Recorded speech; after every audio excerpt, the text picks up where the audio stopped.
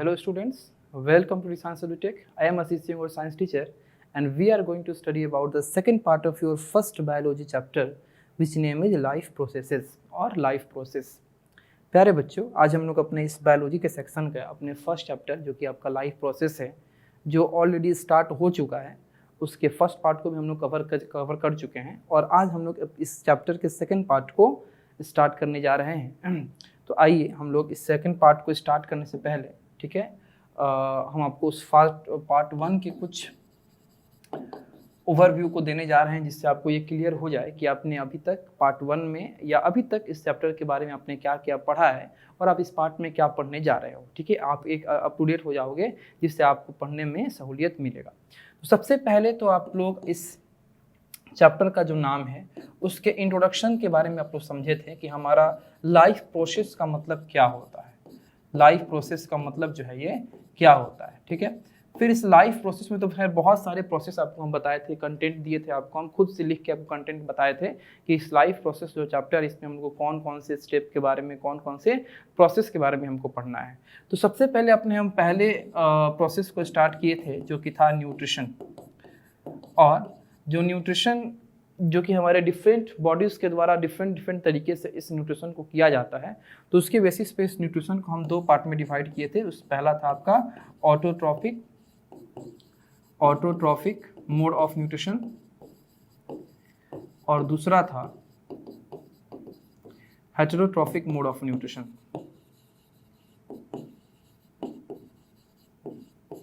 Heterotrophic mode of nutrition, ठीक है। उसके बाद हम लोग स्टार्ट किए थे अपने इस ऑटोट्रॉफिक मोड ऑफ न्यूट्रिशन को, ऑटोट्रॉफिक मोड ऑफ न्यूट्रिशन को, ठीक है। इसके ऑटोट्रॉफिक मोड ऑफ न्यूट्रिशन में बेसिकली हम लोग बस एक डेफिनेशन जाने थे, एक दो सेंटेंस इसके बारे में जाने थे कि ऑटोट्रॉफिक मोड ऑफ न्यूट्रिशन होता क्या है, ठीक है। फिर हम लोग बात किए थे अपने हेटेरोट्रॉफिक मोड ऑफ न्यूट्रिशन को, हेटेरोट्रॉफिक मोड ऑफ न्यूट्रिशन। अब ये जो हेटेरोट्रॉफिक मोड ऑफ न्यूट्रिशन है, इस हेटेरोट्रॉफिक मोड ऑफ न्यूट्रिशन के इंट्रोडक्शन के बारे में जाने थे, ठीक है। और आज हमको इस हेटेरोट्रॉफिक मोड ऑफ न्यूट्रिशन के जो टाइप होते हैं इनके बारे में समझना है और फिर अपने ऑटोट्रॉफिक को ही कंटिन्यू करना है, यानी अपने फोटोसिंथेसिस को हम लोग क्या करेंगे, कंटिन्यू करेंगे, ठीक है। तो आइए आज हम लोग अपने सेकेंड पार्ट के कंटेंट को अब स्टार्ट करते हैं और हम लोग का आज फर्स्ट जो टॉपिक रहेगा वो रहेगा types of heterotrophic mode of nutrition. Heterotrophic nutrition या हेटेरोट्रॉफिक मोड ऑफ न्यूट्रिशन के टाइप्स क्या है। तो heterotrophic mode of nutrition basically ऐसा न्यूट्रिशन होता है जिसमें जो आपके ऑर्गेनिजम्स होते हैं वो अपने फूड को खुद से प्रिपेयर नहीं करते हैं और किसी दूसरे लिविंग ऑर्गेनिजम्स के बॉडी से अपने फूड को क्या करते हैं, इनटेक करते हैं, अपने फूड को एब्जॉर्ब करते हैं, और इस तरह के न्यूट्रिशन को हम लोग क्या कहते हैं, हेटेरोट्रॉफिक मोड ऑफ न्यूट्रिशन कहते हैं। और वैसे ऑर्गेनिजम्स जो इस हेटेरोट्रॉफिक मोड ऑफ न्यूट्रिशन को क्या करते हैं, परफॉर्म करते हैं, उन सारे ऑर्गेनिजम्स को हम लोग हेटेरोट्रॉफ्स के नाम से हम लोग जानते हैं। तो ये जो आपका हेटेरोट्रॉफिक मोड ऑफ न्यूट्रिशन होता है, ठीक है, हमारे ऑर्गेनिजम्स यानी प्लांट और एनिमल को दोनों को कंबाइन लेके यहाँ पे चला है, ठीक है। ऐसी बात नहीं है कि सिर्फ हम लोग प्लांट में या सिर्फ एनिमल में ये देख रहे हैं, प्लांट और एनिमल दोनों को कंबाइन रूप से अगर देखा जाए तो हेटेरोट्रॉफिक मोड ऑफ न्यूट्रिशन जो है वो 3 प्रकार से होता है। सबसे पहला हो गया सेप्रोट्रॉफिक मोड ऑफ न्यूट्रिशन, जिसको हम लोग सेप्रोफाइटिक न्यूट्रिशन के नाम से भी जानते हैं।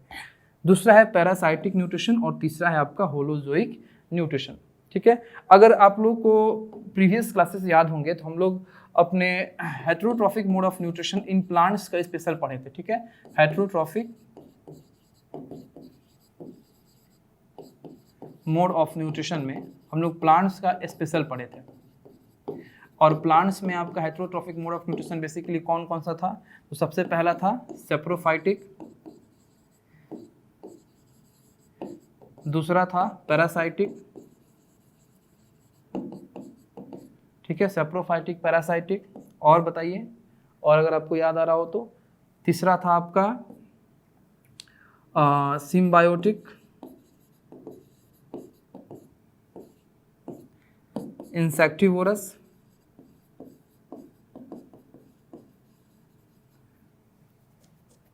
सेप्रोफाइटिक हो गया, पैरासाइटिक हो गया, ठीक है, सिम्बायोटिक हो गया, और इंसेक्टिवोरस हो गया, ये सब हमारे सिर्फ प्लांट में थे।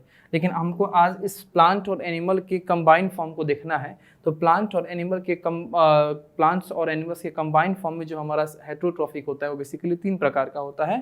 पहला हो गया सेप्रोट्रॉफिक न्यूट्रिशन, दूसरा हो गया पैरासाइटिक न्यूट्रिशन और तीसरा हो गया होलोजोइक न्यूट्रिशन। ठीक है, आइए हम लोग स्टार्ट करते हैं अपने इस हेटेरोट्रॉफिक के सबसे पहले पार्ट को, जो कि आपका है सेप्रोट्रॉफिक न्यूट्रिशन, या जिसको हम लोग सेप्रोफाइटिक न्यूट्रिशन के नाम से भी जानते हैं।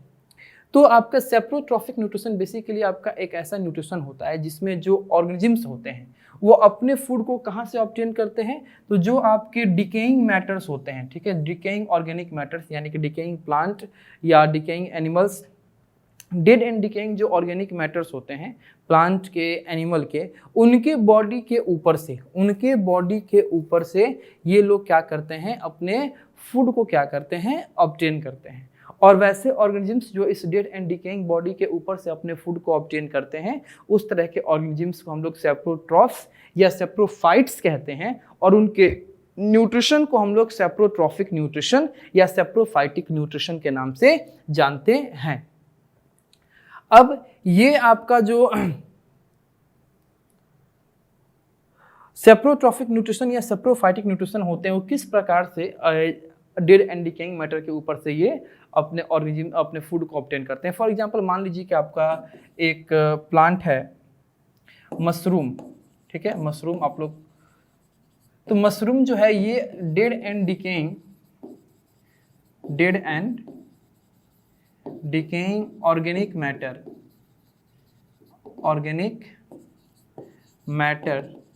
के ऊपर से अपने फूड को क्या करता है, इनटेक करता है। ठीक है, ये अपने फूड को क्या करता है, ऑब्टेन करता है। अब समझिए कि dead and decaying organic matter के ऊपर से अपने फूड को ऑब्टेन कैसे करता है। सबसे पहले ये जो आपके सेप्रोफाइट्स होते हैं, ठीक है, ये जो सेप्रोफाइट्स होते हैं ये इस dead and decaying organic matter के अंदर का जो आपका कॉम्प्लेक्स ऑर्गेनिक मैटर होता है, जो कॉम्प्लेक्स ऑर्गेनिक मैटर होता है, उस कॉम्प्लेक्स ऑर्गेनिक मैटर को ब्रेक करके और ये सिंपल सब्सटेंसेस में कन्वर्ट करते हैं। ये सिंपल सब्सटेंसेस में कन्वर्ट करते हैं और ये कहाँ कन्वर्ट करते हैं, अपने बॉडी के बाहर, ये अब बॉडी के बाहर, आउटसाइड द बॉडी कन्वर्ट करते हैं। ठीक है, इनके फंक्शन को समझिएगा। सबसे पहले ये सेप्रोफाइट्स क्या करते हैं, जो उस डेड एंड डिकेइंग मैटर में जो कॉम्प्लेक्स ऑर्गेनिक मैटर होता है जिसको वो लोग एब्जॉर्ब नहीं कर सकते, उसको ये लोग ब्रेक करके और सिंपल सब्सटेंसेस में कन्वर्ट करते हैं आउटसाइड द बॉडी। और फिर दोबारा वो लोग इस सिंपल सब्सटेंसेस को क्या करते हैं, इस सिंपल सब्सटेंसेस को वो लोग क्या करते हैं, एब्जॉर्ब करते हैं थ्रू देयर बॉडी। अपने बॉडी के थ्रू ये क्या करते हैं, उस सिंपल सब्सटेंसेस को क्या करते हैं, एब्जॉर्ब करते हैं। और इस तरीके से जो ये कॉम्प्लेक्स सब्सटेंसेस होते हैं हमारे डेड एंड डिकेइंग मैटर के अंदर, ये आपका इस सेप्रोफाइट्स के बॉडी के अंदर जाते हैं। तो ये 2 स्टेप, पहले तो उस कॉम्प्लेक्स ऑर्गेनिक मैटर को जो हमारे डेड एंड डिकेइंग मैटर के अंदर है उसको तोड़ के सिंपल सब्सटेंसेस में कन्वर्ट करते हैं, और देन उस सिंपल सब्सटेंसेस को क्या करते हैं, ये अपने बॉडी के थ्रू क्या करते हैं, एब्जॉर्ब करते हैं। तो इस तरीके से हमारे सेप्रोफाइट्स जो हैं ये काम करते हैं। ठीक है, अब सेप्रोफाइट्स से कुछ एग्जाम्पल्स का अगर हम बात करें तो सबसे पहले एग्जाम्पल्स आपके पास आया है मशरूम का। ठीक है, मशरूम है, स्टेगोम है, ठीक है, बहुत सारे आपके मोल्ड्स हैं। ठीक है, ये बहुत सारे आपके एग्जांपल्स हैं, और ये सभी जो आपके ऑर्गेनिजम्स हैं ये डेड एंड डिकेइंग मैटर के ऊपर से अपने फूड को क्या करते हैं, ऑब्टेन करते हैं। अब डेड एंड डिकेइंग मैटर का सर कुछ एग्जांपल अगर हो जाता तो सही रहता। तो जैसे मान लीजिए रोटेन ब्रेड, जो रोटेन ब्रेड है आपके घर में आप देखे होंगे, बहुत बार आपका ब्रेड ऐसा रोटेन हो जाता है। तो जो रोटेन ब्रेड है वही क्या है, आपका डेड एंड डिकेइंग मैटर का परफेक्ट एग्जांपल है, जिसके ऊपर क्या होते हैं, फंगी आके और अपने ग्रोथ को क्या करते हैं, इंप्रूव करते हैं, उसी के ऊपर अपने ग्रोथ को करते हैं और वहाँ से अपने फूड को ऑब्टेन करते हैं। तो बेसिकली ये आपका सेप्रोट्रॉफिक न्यूट्रिशन है, ये आपको समझ में आया। नेक्स्ट हम बात करेंगे अपने सेप्रोट्रॉफिक न्यूट्रिशन के बाद अपने पैरासाइटिक न्यूट्रिशन पे। ठीक है, कि पैरासाइटिक न्यूट्रिशन क्या होता है। तो पैरासाइटिक न्यूट्रिशन आपका एक ऐसा न्यूट्रिशन होता है जिसमें जो ऑर्गेनिजम्स होते हैं वो किसी दूसरे लिविंग ऑर्गेनिजम्स के बॉडी से अपने फूड को क्या करते हैं, ऑब्टेन करते हैं, और वो दूसरे लिविंग ऑर्गेनिजम्स को क्षति तो पहुंचाते हैं लेकिन उसको मारते नहीं है, उसको किल नहीं करते हैं। ठीक है, क्षति पहुंचाते हैं, उनको डैमेज पहुंचाते हैं लेकिन उनको मारते नहीं है। तो ये मान लीजिए आपके पास कोई आपका लिविंग ऑर्गेनिज्म है ए नाम का, और ये बी नाम का कोई दूसरा लिविंग ऑर्गेनिज्म है। ये बी जो है, इस बी के पास अपना फूड है, ये बी के पास क्या है, अपना फूड है। ये ए क्या करेगा, इस बी के बॉडी से, इस बी के बॉडी के ऊपर से या इस बी के बॉडी से ये क्या करेगा, फूड को अब्जॉर्ब करना स्टार्ट करेगा, फूड को अब्जॉर्ब करना स्टार्ट करेगा, फूड को ऑब्टेन करना स्टार्ट करेगा।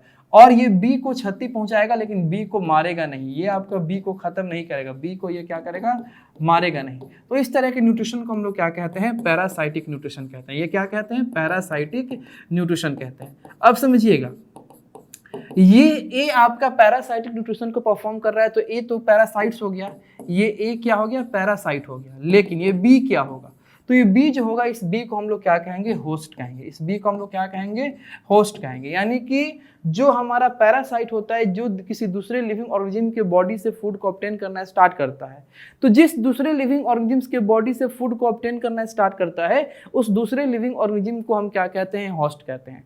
ठीक है।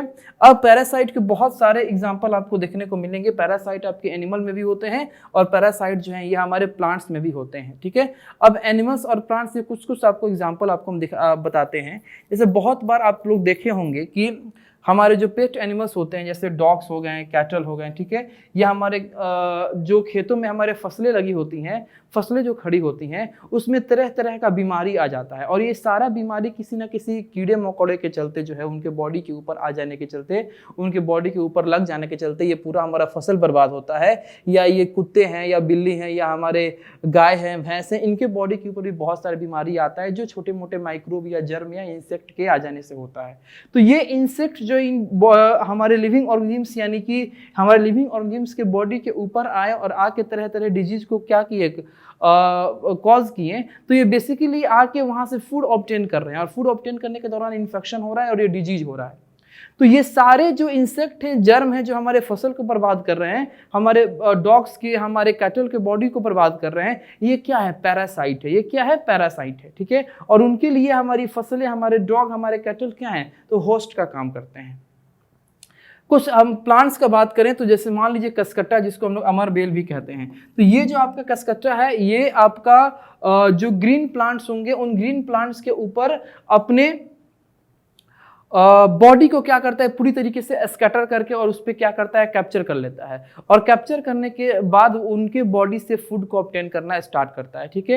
ये कसकट्टा खुद अपने फूड को, चूंकि ये प्लांट फैमिली का है, तो प्लांट फैमिली का है तो प्लांट तो फोटोसिंथेसिस का प्रोसेस करते हैं, लेकिन ये कसकट्टा या अमर बेल जो है, ये फोटोसिंथेसिस का प्रोसेस नहीं करता है। नहीं करने के पीछे रीजन ये होता है कि इसका कलर आप देखो, इसका कलर आप देखो, ये है कसकट्टा, ये अमर बेल है, देख रहे हैं आपको, ये देखिए पूरा येलो कलर का है। ये पूरी तरीके से एक नीचे आपको ग्रीन कलर का जो ट्री है, उसको पूरी तरीके से क्या कर लिया है, कैप्चर कर लिया है। ये येलो कलर का जो आपका ये इसका फिंगर प्रोजेक्शन है, बेसिकली ये आपका थ्रेड लाइक प्रोजेक्शन है, यही क्या करता है, इस ग्रीन प्लांट्स के ऊपर जाकर पूरी तरीके से कैप्चर कर लेता है। और कैप्चर करने के बाद ये उस ग्रीन प्लांट के ऊपर के फूड को, जो वो बेचारा अपना फोटोसिंथेसिस के प्रोसेस से बना रहा है अपने लिए, तो उसके फूड को ये ऑब्टेन करना क्या करेंगे, स्टार्ट करेंगे और ऑब्टेन करके अपना काम चलाएंगे और उसके फूड में क्या आ जाएगी, कमी आ जाएगी। ठीक है।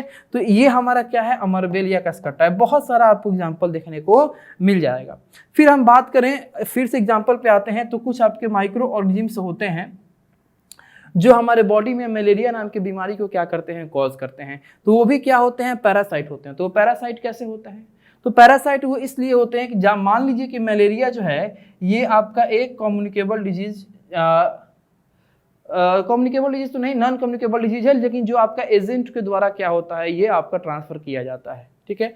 मान लीजिए कोई आपका कोई मरीज है ए नाम का, ठीक है, जिसके पास मलेरिया बीमारी है, जिसके अंदर मलेरिया बीमारी है। अब आपका एक मॉस्किटो का एक स्पेसी होता है, जिसको हम लोग बोलते हैं female Anopheles mosquito. Female Anopheles mosquito, जो बेसिकली माइक्रो ऑर्गेनिज्म के केस में देखा जाए तो ये प्लाज्मोडियम है। ये क्या है, प्लाज्मोडियम। तो ये जो फीमेल एनोफिलस मॉस्किटो है, इस ए नाम के बॉडी के ऊपर गए और जाके उसके बॉडी के अंदर अपने फीडिंग ट्यूब्स के माध्यम से उसके ब्लड को क्या किए, सक किए। तो ब्लड को सक किए, तो कहने का मतलब है कि उस इंसान के बॉडी के अंदर जो उसका ब्लड है, उसको इन्होंने क्या किया, एब्जॉर्ब किया। तो एब्जॉर्ब किया, तो इसका मतलब कि ये हमारा फीमेल एनोफिलस मॉस्किटो जो है, ये क्या है, पैरासाइट है। और फिर उस ब्लड को एब्जॉर्ब करने के बाद वो लोग आते हैं और हमारे बॉडी के ऊपर उस ब्लड को क्या करते हैं, इंजर्ट कर देते हैं, और हमारे बॉडी के अंदर वो मलेरिया कंटेनिंग जो आपका ब्लड है वो आपका वो क्या होता है, वो हमारे बॉडी में गया। हमारे बॉडी में जाने के बाद वो हमको मलेरिया बीमारी जो है, हम उस मलेरिया बीमारी से क्या हो गए, ग्रसित हो गए। तो इस तरीके से ये जो हमारे फीमेल एनोफिलस मॉस्किटो हैं ये पैरासाइट हैं और ये मलेरिया को क्या करते हैं, ट्रांसफॉर्म कराते हैं। ये मलेरिया को ट्रांसमिट करते हैं एक बॉडी से दूसरे बॉडी में, एक आपका पेशेंट से एक हेल्दी बॉडी में ये मलेरिया को ट्रांसमिट करते हैं। फिर हम बात करें तो एक और आपका मॉस्किटो, एक और स्पीसीज होता है मॉस्किटो का जिसको हम लोग फीमेल एड्स मॉस्किटो के नाम से जानते हैं। और ये फीमेल एड्स मॉस्किटो जो हैं ये भी आपके एक एजेंट हैं, और ये किस बीमारी के एजेंट होते हैं, तो ये डेंगू के एजेंट होते हैं। ये डेंगू को एक पेशेंट के बॉडी से ट्रांसमिट करके एक हेल्दी पर्सन के बॉडी में क्या करते हैं, ट्रांसफर करते हैं। ठीक है, ये सब क्या होते हैं, पैरासाइट होते हैं। देखिए राउंड वॉर्म, जो राउंड वॉर्म होते हैं जो बहुत सारे डिजीज को क्या करते हैं, कॉज करते हैं। हमारे डॉग्स के अंदर, हमारे कैटल के अंदर ये भी क्या होते हैं, पैरासाइट होते हैं। इसलिए पैरासाइट होते हैं क्योंकि ये राउंड वर्म जो है ये हमारे डोमेस्टिक एनिमल्स के बॉडी के अंदर ही रहते हैं। ये डोमेस्टिक एनिमल्स के बॉडी के अंदर ही रहते हैं। ठीक है, फिर बात करें हम फंगी का, बैक्टीरिया का, कसकट्टा का, ये सभी क्या है, पैरासाइट हैं। ठीक है, अब आपको पैरासाइट को समझने में कोई दिक्कत नहीं हुआ होगा। आपको हम अलग अलग एग्जाम्पल से पैरासाइट को समझाने में हेल्प किए कि हमारा अमरबेल यानी कसकट्टा कैसे पैरासाइट है, राउंडवर्म कैसे पैरासाइट है। ठीक है, ये आपका फीमेल एनोफिलस मॉस्किटो जो मलेरिया को ट्रांसमिट करा रहे हैं वो कैसे आपके पैरासाइट है। फीमेल एड्स मॉस्किटो जो डेंगू को ट्रांसमिट कराते हैं ये कैसे पैरासाइट है। ठीक है,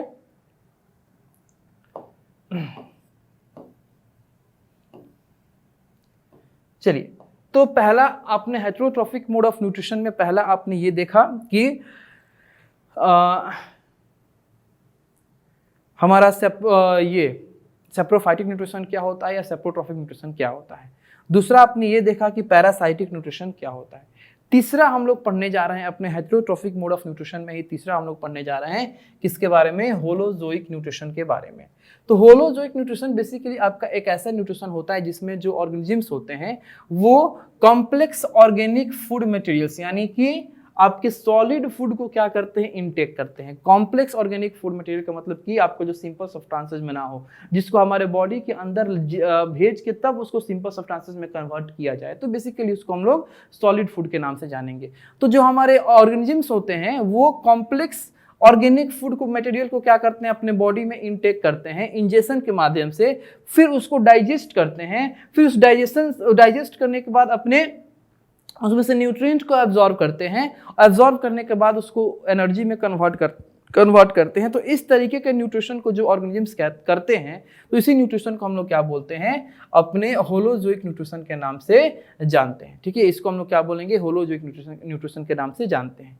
कहने का मतलब है कि जो हमारे ह्यूमन बीइंग में न्यूट्रिशन होता है, ठीक है, या जो हमारे एनिमल्स में जो न्यूट्रिशन होता है वो आपका होलोजोइक न्यूट्रिशन होता है। वो कौन सा होता है, होलोजोइक न्यूट्रिशन होता है, जिसमें हम लोग अपने डिफरेंट ऑर्गेनिक कॉम्प्लेक्स फूड को इनटेक करते हैं, फिर उसको डाइजेशन की हेल्प से डाइजेस्ट करते हैं, एब्जॉर्प्शन की हेल्प से उसमें से न्यूट्रिएंट को एब्जॉर्ब करते हैं। ठीक है, एसिमिलेशन के हेल्प से इसमें से हम लोग क्या करते हैं, उसको ट्रांसफर करते हैं अपने सेल के पास, और फिर उसमें से एनर्जी का फॉर्मेशन करते हैं रेस्पिरेशन के हेल्प से। तो इस तरीके से आपका ये जो न्यूट्रिशन है वो होलोजोइक न्यूट्रिशन है। देखिए, बहुत बच्चे के दिमाग में ये चल रहा होगा कि सर जो होलोजोइक न्यूट्रिशन है वो हेटेरोट्रॉफिक मोड ऑफ न्यूट्रिशन का आपका टाइप कैसे है। तो यहाँ पे जो हम लोग ये होलोजोइक न्यूट्रिशन में जो हम लोग कॉम्प्लेक्स ऑर्गेनिक फूड को ले रहे हैं, ये क्या कॉम्प्लेक्स ऑर्गेनिक फूड या जो भी फूड हम इनटेक कर रहे हैं वो खुद से हम प्रिपेयर कर रहे हैं, नहीं ना, हम लोग उस फूड के लिए किसी और पे डिपेंड है, या तो हम लोग किसी एनिमल पे डिपेंड है या किसी प्लांट पे डिपेंड है, और वो जिस एनिमल पे हम लोग डिपेंड है वो एनिमल भी इनडायरेक्ट रूप से किस पे डिपेंड है, प्लांट पे डिपेंड है। तो कहने का मतलब है कि हम लोग अपने इस फूड को लेने के लिए किस पे डिपेंड है, प्लांट पे डिपेंड है, अपना फूड हम खुद प्रिपेयर नहीं कर रहे हैं, जिसके चलते holozoic nutrition is also a type of heterotrophic mode of nutrition. ठीक है, अब ये होलोजोइक न्यूट्रिशन में आपके बेसिकली बहुत सारे स्टेप्स होते हैं। अब ये जो होलोजोइक न्यूट्रिशन में जो स्टेप होते हैं आप लोग पहले भी छोटे क्लासेस में पढ़ के आए हो। इसमें सबसे पहला आपका स्टेप होता है कि कैसे हम लोग अपने कॉम्प्लेक्स ऑर्गेनिक फूड मटेरियल को अपने बॉडी के अंदर इनटेक करते हैं, जिसका नाम है इंजेक्शन। इंजेक्शन के बाद दूसरा स्टेप होता है कि उस कॉम्प्लेक्स ऑर्गेनिक फूड मटेरियल को हम लोग तोड़ के और सिंपल ऑर्गेनिक सब्सटेंसेस में कन्वर्ट करते हैं, जिसको हम लोग बोलते हैं डाइजेशन। ठीक है, डाइजेशन के बाद हम लोग उसमें से न्यूट्रिएंट को एब्जॉर्ब करेंगे, जिसको हम लोग बोलेंगे एब्जॉर्प्शन। एब्जॉर्प्शन के बाद आपका आता है प्रोसेस एसिमिलेशन, और एसिमिलेशन के बाद लास्ट जो प्रोसेस है जिसमें आपका जो अनडाइजेस्टेड फूड है वो आपके बॉडी से बाहर निकल जाता है, and this process is called egestion. इसको हम लोग क्या कहते हैं, इजेशन का नाम देते हैं। और ये जो 5 आपके स्टेप हैं, ठीक है, पहला, दूसरा, तीसरा, चौथा, पांचवा, ये पांचों स्टेप आपका होलोजोइक न्यूट्रिशन का क्या है, स्टेज है। समझिए तो क्या है, आपका अलग अलग स्टेज है जिसको मिला के हमारा होलोजोइक न्यूट्रिशन जो है ये बनता है। ठीक है, तो आपने इस होलोजोइक न्यूट्रिशन के बारे में समझा। लास्ट में आपको ये बताया गया है कि the undigested and unabsorbed part of the food is through out of the body of the organism by the process called egestion.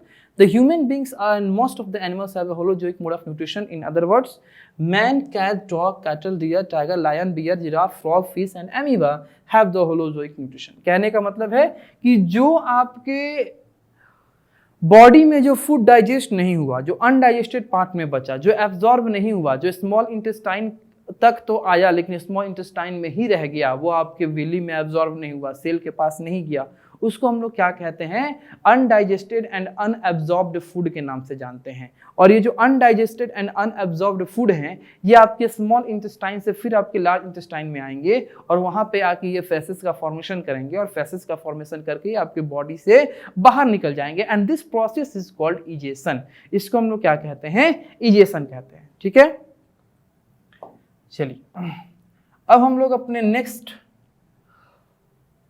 Topic की तरफ बढ़ रहे हैं, जो कि आपका है न्यूट्रिशन इन प्लांट्स। प्लांट्स के अंदर आपका न्यूट्रिशन जो है वो किस प्रकार से होता है। तो सबसे पहले हम लोग बात करेंगे अपने ऑटोट्रॉफिक न्यूट्रिशन यानी कि ग्रीन प्लांट्स के बारे में, कि ग्रीन प्लांट्स के अंदर न्यूट्रिशन जो है वो किस प्रकार से होता है। तो ग्रीन प्लांट्स के अंदर जो न्यूट्रिशन है वो आपका, ग्रीन प्लांट्स आपका अपना फूड खुद से प्रिपेयर करता है, और अपना फूड जो खुद से प्रिपेयर करता है वो कुछ आपके इनऑर्गेनिक सब्सटेंसेस के हेल्प से अपने फूड को प्रिपेयर करता है, जिसमें आपके कार्बन डाइऑक्साइड, वाटर और सनलाइट एनर्जी को क्या करता है, यूज करता है। किसके प्रेजेंस में यूज करता है, क्लोरोफिल के प्रेजेंस में यूज करता है, और फूड बनाता है। फूड किस फॉर्म में बनाता है, तो फूड जो है वो ग्लूकोज के फॉर्म में बनाता है, और इस प्रोसेस को हम लोग क्या बोलते हैं, तो इस प्रोसेस का नाम है आपका फोटोसिंथेसिस। तो बेसिकली हम लोग अपने इस न्यूट्रिशन इन प्लांट्स में सबसे पहले वर्ड पे हम लोग आए हैं फोटोसिंथेसिस। अब फोटोसिंथेसिस को थोड़ा सा और अच्छे तरीके से समझिए। तो फोटोसिंथेसिस बेसिकली आपका एक ऐसा प्रोसेस है जिसमें हमारे जो आपके ग्रीन प्लांट्स होते हैं वो कुछ इनऑर्गेनिक सब्सटेंसेस के मदद से, जो कि एज ए रॉ मटेरियल्स उनका यूज करते हैं, जैसे कार्बन डाइऑक्साइड, वाटर और सनलाइट को एनर्जी मानते हुए, और अपने ही बॉडी के अंदर जो क्लोरोफिल होता है उस क्लोरोफिल के प्रेजेंस में आपका एक प्रोसेस करते हैं, जिस प्रोसेस का नाम होता है फोटोसिंथेसिस। जिस फोटोसिंथेसिस का मतलब हो गया फोटो और प्लस सिंथेसिस, यानी फोटो का मतलब लाइट, लाइट यानी सनलाइट की प्रेजेंस में बना हुआ जो हमारा फूड है, ठीक है, उस प्रोसेस को हम लोग क्या बोलेंगे, फोटोसिंथेसिस बोलेंगे। अब ये जो फोटोसिंथेसिस होता है वो बनने के बाद हमको क्या देता है, तो फोटोसिंथेसिस का जब प्रोसेस होता है हमारे ग्रीन लीव्स में, तो आपका वो जो प्रोसेस है वो हमको जिस प्रोडक्ट को देता है उस प्रोडक्ट का हम क्या बोलते हैं, ग्लूकोज बोलते हैं। ग्लूकोज हमारा निकलता है फूड बनने के बाद। ये आपका जो एक्स्ट्रा ग्लूकोज होता है वो किसी अनदर फॉर्म में चेंज हो जाता है, और वो अनदर फॉर्म जो होता है वो स्टार्च होता है।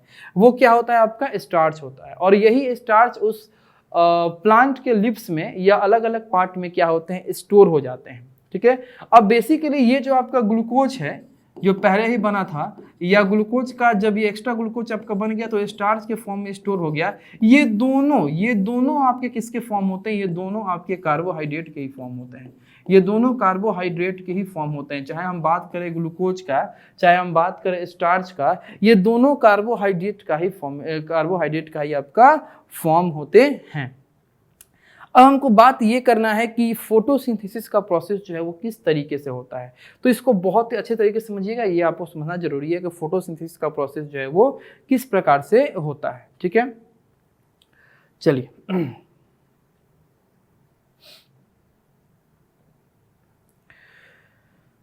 तो इसको आपको हम अलग से यहाँ पे समझाते हैं। सबसे पहले आप ये समझो कि फोटोसिंथेसिस जो आपका प्रोसेस है, इसके रॉ मटेरियल्स में हम लोग किस किस चीज़ का इस्तेमाल किए हैं। तो फोटोसिंथेसिस प्रोसेस में हम लोग रॉ मटेरियल्स के रूप में सबसे पहला कार्बन डाइऑक्साइड, दूसरा वाटर, ठीक है, तीसरा समझिए तो सनलाइट का इस्तेमाल किए हैं। अब सबसे पहले हम ये समझ लेते हैं कि ये सनलाइट जो है या जो कार्बन डाइऑक्साइड जो है या वाटर जो है, ये आपका आता कहाँ से, ये फोटोसिंथेसिस का प्रोसेस होता कहाँ पे है। तो जो फोटोसिंथेसिस का प्रोसेस होता है ये हमारे प्लांट के ग्रीनरी एरियाज में होता है। जहाँ भी प्लांट में हमारे हरियाली हैं, चाहे वो प्लांट के लीव्स में हरियाली हो, चाहे उसके स्टेम में हरियाली हो, चाहे उसके ब्रांचेज में हरियाली हो, तो जहाँ भी आपका हरियाली होता है, हरियाली का मतलब कि जहाँ भी क्लोरोफिल होता है, क्लोरोफिल आपका क्या होता है, प्लांट्स में मौजूद ग्रीन प्रोटीन या ग्रीन पिगमेंट होते हैं, जिसके कारण हमारे प्लांट्स का वो पार्ट जो है वो ग्रीन होता है। ये क्लोरोफिल फिर कहाँ होता है, ये क्लोरोफिल जो है ये हमारे प्लांट्स में मौजूद क्लोरोप्लास्ट के अंदर होता है। क्लोरोप्लास्ट हमारे प्लांट्स के सेल का एक सेल ऑर्गेनेल्स होता है जिसके अंदर ये क्लोरोफिल होता है, और इस क्लोरोफिल के कारण हमारे प्लांट के लीव्स जो होते हैं वो ग्रीन होते हैं। अब समझिए जो हमारे लीव्स होते हैं, मान लीजिए कि फोटोसिंथेसिस का प्रोसेस कहाँ हो रहा है, लीव्स में हो रहा है। कहाँ हो रहा है, लीव्स में हो रहा है। ये आपको दिख तो नहीं रहा होगा, ठीक है, इसलिए आपको हम अलग कलर से इसको रिप्रेजेंट करते हैं, ठीक है। ये मान लीजिए कि लिप्स है। अब ये लिप्स जो है, वैसे तो लिप्स के बहुत सारे पार्ट होते हैं, वैसे तो ये लिप्स के बहुत सारे पार्ट होते हैं। अब थोड़ा सा आपको रिवाइज हम कर ही दें। इसको हम लोग क्या बोलते हैं, इसको हम लोग मिडरिब का नाम देते हैं। ये इसको हम लोग क्या बोलेंगे, जो बीचों बीच आपका होता है ये होता है मिडरिब। ये क्या होता है, मिडरिब। ये जो जाके हमारे ब्रांचेस से कनेक्ट होता है इसको हम लोग क्या बोलते हैं, पेट्रियोल। इसको हम लोग क्या बोलते हैं, पेट्रियोल। ये जो हमारे मिडरिब से बहुत सारा निकला होता है, आपका साइड साइड में ब्रांचेज निकले होते हैं, इसको हम लोग क्या बोलते हैं, साइड वेन। इसको हम लोग क्या बोलेंगे, साइड वेन। ये क्या कहलाएगा आपका, टिप। ये क्या कहलाएगा, टिप। ये क्या कहलाएगा, मार्जिन। ये जो आपका बॉडी का ये जिसका जो बॉर्डर है इसको हम क्या बोलेंगे, मार्जिन। अब इस प्लांट के अंदर कुछ आपके क्या होते हैं, ग्रीन ग्रीन ग्रीन ग्रीन का आपका स्पोर्स होता है। इस प्लांट के अंदर कुछ स्पोर्स होते हैं, ये आपके क्या होते हैं, कुछ आपके छोटे छोटे होल्स होते हैं। इस लिप्स के अंदर कुछ छोटे छोटे क्या होते हैं, होल्स होते हैं। अब ये छोटे छोटे होल्स जो होते हैं इसको हम लोग क्या बोलते हैं, तो इसको आप जानते ही होंगे। इस छोटे छोटे होल्स को हम लोग क्या बोलेंगे, इसका नाम है स्टोमाटा। इसका नाम है स्टोमाटा, ठीक है। अब इसी लिप्स के अंदर आपका क्या मौजूद होता है, इसी लिप्स के अंदर आपका मौजूद होता है क्लोरोप्लास्ट। क्या होता है, क्लोरोप्लास्ट। और इस क्लोरोप्लास्ट के अंदर क्या होता है, क्लोरोफिल। इस क्लोरोप्लास्ट के अंदर क्या होता है, क्लोरोफिल, ठीक है। हम इस लिप्स के सारे लोकेशन के बारे में समझ लिए कि हमारे लिप्स के अंदर क्या क्या होता है। अब सबसे पहले हम बात करेंगे कार्बन डाइऑक्साइड के बारे में। तो कार्बन डाइऑक्साइड जो हमारे एटमॉस्फेयर में मौजूद है, इस एटमॉस्फेयर से कार्बन डाइऑक्साइड को एब्जॉर्ब करता है कौन, स्टोमाटा। स्टोमाटा इस कार्बन डाइऑक्साइड को एब्जॉर्ब करता है। चलिए ठीक है, हमारा कार्बन डाइऑक्साइड आ गया। फिर है सनलाइट। सनलाइट को एब्जॉर्ब करता है कौन, क्लोरोफिल। क्लोरोफिल जो हमारा क्लोरोप्लास्ट में प्रेजेंट होता है वो सनलाइट को एब्जॉर्ब करता है, ठीक है। फिर वाटर। वाटर बेसिकली ये कहाँ से आता है, तो वाटर हमारे रूट से आता है। ये आपका रूट से वाटर आता है। ये जो हमारे सॉइल में आपके वाटर होते हैं, जो हमारे सॉइल में वाटर होते हैं, उस सॉइल में से वाटर को एब्जॉर्ब करने का काम होता है किसका, रूट हेयर्स का। जो रूट हेयर्स होते हैं वो उस वाटर को एब्जॉर्ब करते हैं। रूट हेयर्स जो है वो किसको देता है, तो आपके समझिए तो आपका एक ट्यूब होता है जिसको हम लोग जाइलम ट्यूब के नाम से जानते हैं, ठीक है। ये जाइलम ट्यूब को देता है। जाइलम ट्यूब जो है ये हमारे स्टेम से होते हुए कहाँ आता है, हमारे लिप्स तक आता है, और वो जाइलम ट्यूब जो है उस लिप्स में लाके वाटर को देता है। तो स्टोमाटा से कार्बन डाइऑक्साइड आ गया, क्लोरोफिल से आपका सनलाइट आ गया, जाइलम टिश्यू के माध्यम से आपका कौन आ गया, वाटर आ गया। तीनों चीज आपके लिप्स में आ गए, ठीक है। अब समझिए ये जो सनलाइट होगा, ये सनलाइट आपका, ये जो सनलाइट होगा, ये सनलाइट आपका चेंज होगा किसमें, केमिकल एनर्जी में। किसमें चेंज होगा, केमिकल एनर्जी में। स्टेप समझिएगा, ये सनलाइट जो होगा किसमें चेंज होगा, केमिकल एनर्जी में। ये केमिकल एनर्जी जो होगा, ये केमिकल एनर्जी, ये फर्स्ट स्टेप हो गया कि सनलाइट हमारा ट्रांसफॉर्म हुआ केमिकल एनर्जी में। सेकेंड स्टेप आपका ये होगा कि ये केमिकल एनर्जी क्या करेगा, हमारे वाटर को ब्रेक करेगा, और वाटर को ब्रेक करने के बाद उसमें से हाइड्रोजन और ऑक्सीजन को अलग अलग क्या करेगा, डिकम्पोज करेगा। यह हमारा वाटर को क्या करेगा, ब्रेक करेगा। वाटर को ब्रेक करके उसमें से हाइड्रोजन को अलग और ऑक्सीजन को अलग निकालेगा। कौन, यही आपका केमिकल एनर्जी क्या करेगा, वाटर को ब्रेक करेगा। अब ये वाटर से निकला हुआ जो हाइड्रोजन होगा, ये वाटर से निकला हुआ जो हाइड्रोजन होगा, वो इस कार्बन डाइऑक्साइड को क्या करेगा, रिड्यूस करेगा। इस कार्बन डाइऑक्साइड को क्या करेगा, रिड्यूस करेगा, और कार्बन डाइऑक्साइड को रिड्यूस करके उसको किसमें चेंज करेगा, कार्बोहाइड्रेट में चेंज करेगा। किसमें चेंज करेगा, कार्बोहाइड्रेट में। और ये कौन से कार्बोहाइड्रेट में आपका उसको रिड्यूस करेगा, तो ये ग्लूकोज के फॉर्म में आपका चेंज करेगा, ग्लूकोज के फॉर्म में उसको आपका रिड्यूस करेगा। समझिएगा आपका सारा सब स्टेप। सबसे पहला स्टेप क्या है, तो सबसे पहला आपका स्टेप ये है कि conversion of light energy into chemical energy, यानी जो आपका लाइट एनर्जी होता है वो किसमें कन्वर्ट होता है, केमिकल एनर्जी में। फिर दूसरा आपका स्टेप क्या है कि वो केमिकल एनर्जी क्या करता है, इस वाटर को हाइड्रोजन और ऑक्सीजन में क्या करता है, चेंज करता है। ठीक है, अब चलिए तीसरा आपका स्टेप ये है कि जो आपका हाइड्रोजन निकला है उस वाटर में से, वो हाइड्रोजन क्या करेगा, हमारे कार्बन डाइऑक्साइड को रिड्यूस करेगा। ठीक है, हाइड्रोजन क्या करेगा, कार्बन डाइऑक्साइड को रिड्यूस करेगा, क्या बनने के लिए, कार्बोहाइड्रेट बनने के लिए। अब वो कार्बोहाइड्रेट जो बनेगा वो किस फॉर्म में बनेगा, तो ग्लूकोज के फॉर्म में बनेगा। ठीक है, ग्लूकोज के आपके फॉर्म में बनेगा। अब ये ग्लूकोज के फॉर्म में जो बनेगा, तो ये ग्लूकोज आपके उसी वक्त जहां जहां भी रिक्वायरमेंट होगा हमारे प्लांट बॉडी में, वहां वहां वो क्या हो जाएगा, आपका चला जाएगा फ्लोएम टिश्यू के माध्यम से। और जो एक्स्ट्रा ग्लूकोज होंगे वो आपके स्टार्च के फॉर्म में क्या हो जाएंगे, उस लिप्स में या जहां भी वो गए हैं वहां पे एक्स्ट्रा ग्लूकोज जो होंगे स्टार्च के फॉर्म में एब्जॉर्ब हो जाएंगे। अब जो एब्जॉर्ब आपके हो जाएंगे तो वही आपका आगे चल के काम आएगा जब आपका वो प्लांट का लिप्स या प्लांट का पार्ट फोटोसिंथेसिस का प्रोसेस नहीं कर पा रहा है, जब आपका सनलाइट नहीं है या कोई आपका कंडीशन नहीं है जिस वक्त फोटोसिंथेसिस का प्रोसेस नहीं हो रहा है, वहाँ पे वही एक्स्ट्रा जो ग्लूकोज है यानी स्टार्च जो है वो उनके न्यूट्रिशन में क्या होंगे, काम आएंगे। ठीक है, तो देखिए यहाँ पे आपको एक डायग्राम की मदद से आपको दिखाया गया है कि ये सनलाइट, ये आपका एनर्जी आ रहा है, सनलाइट आ रहा है, यहाँ से आपका कार्बन डाइऑक्साइड आ रहा है, फिर फूड का यहाँ से वाटर आ रहा है, फूड का फॉर्मेशन हो रहा है। ठीक है, और वो फूड जो है पूरे बॉडी में ट्रांसफर हो रहे हैं। यहाँ पे आपको एक इक्वेशन दिया गया है, जिस इक्वेशन को हम समझते हैं कि सबसे पहले आपका कार्बन डाइऑक्साइड आया, ठीक है, और क्या आया, वाटर आया।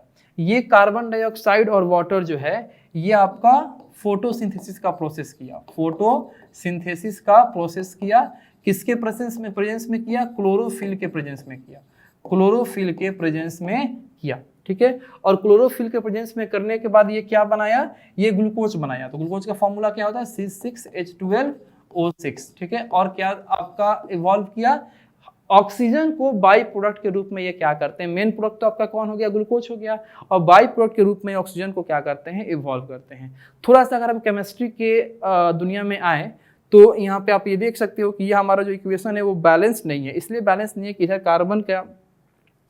कार्बन जो है वो सिंगल है, उधर कार्बन 6 है, इधर आपका हाइड्रोजन 2 है, उधर हाइड्रोजन जो है आपका 12 है, इधर ऑक्सीजन 3 है, उधर ऑक्सीजन जो है वो आपका 6 2 8 है। तो इसको क्या कर रहे हैं, आपको बैलेंस करना है। तो बैलेंस करने के लिए सबसे पहले आप क्या करो कि इस हाइड्रोजन पे क्या करो, फोकस करो। ठीक है, तो हाइड्रोजन पे फोकस करोगे, इधर हाइड्रोजन कितना है 12, इधर हाइड्रोजन कितना है 2, तो यहाँ क्या लगा, तो 6, 12 हाइड्रोजन हो गए। अब भी आपका इधर आपका ऑक्सीजन कितना हो गया, 2 और 6 और 2 आपका कितना हो गया, 8 हो गया। तो आप यहाँ क्या कर दो,